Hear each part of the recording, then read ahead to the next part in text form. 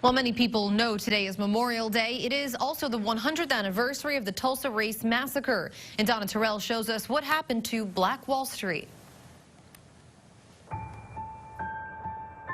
Tulsa, Oklahoma, a city diverse in its people and culture, fueled by a complicated past, some of which involves the historic Greenwood district, better known as Black Wall Street, a community of prominence and wealth for black people in the early 1900s. You could go down to the Greenwood Avenue, which is really the hub of what was called Black Wall Street, and find restaurants and grocery stores and movie theaters and taxi cabs and haberdasheries and furriers, but also doctors, lawyers, pharmacists, dentists.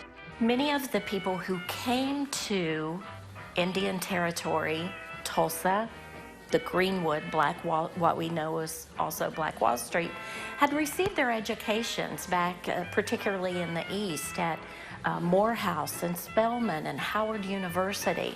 So they were professional people with professional skills. Black Wall Street's founding father, Ottawa Gurley from Pine Bluff, Arkansas, arrived in Tulsa in 1906. He came here already having wealth. He opened a grocery store and bought and sold land to other black people. Businessman Simon Berry ran a taxi and bus service and owned a chartered plane company catering to rich oil men. It was said that each dollar changed hands 19 times before it left the community. Black people living the American dream, but a volatile situation loomed. This was a really dark time. This is a period during which events that were called race riots were happening all throughout the United States. Greenwood, a fertile field for tension between blacks and whites. If one embraces this notion of white supremacy, and one can look across the railroad tracks and see a very successful black community with people owning homes, driving cars, wearing nice clothes.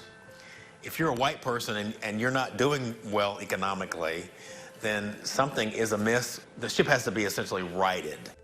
The trigger, an encounter in the Drexel Building elevator in downtown Tulsa between teenagers Dick Rowland, a black shoe shine boy, and Sarah Page, a white elevator operator. Something happened that we don't know exactly what. Page said she was assaulted, though she later recanted, but a local newspaper embellished the story, adding fuel to the fire.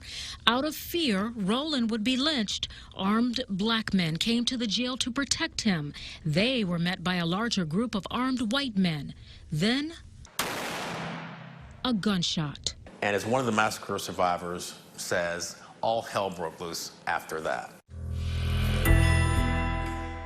An angry white mob set Greenwood on fire. The entire community burned, totaling 35 city blocks. The popular Dreamland Theater gone. More than 1,200 homes, 600 businesses, and the famed Wall Street left in ruins, as were a number of churches. And all this happened in only 18 hours.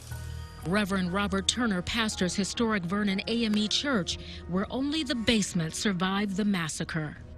It was the first time airplanes were used to terrorize Americans. Not 9/11, not Pearl Harbor, but right here in Greenwood, in Tulsa, Oklahoma. It's estimated between 100 and 300 people, mostly blacks, were killed and many others wounded. Some of the survivors, including Gurley, left and never returned.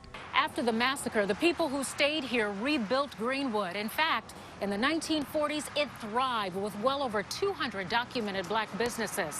Ironically, it was integration that led to the demise. When integration comes along and black people are able to spend outside the community, they're able to access more goods and services at better price points, it undermines the financial foundation of the community. But the community's rich history teaches us many lessons, including the power of the human spirit and the notion that some history bears not repeating. You know, I typically would paraphrase something that Dr. Maya Angelou said that I think is both simple and profound. She said, "Our history, despite its wrenching pain, cannot be unlived. But if faced with courage, it need not be lived again."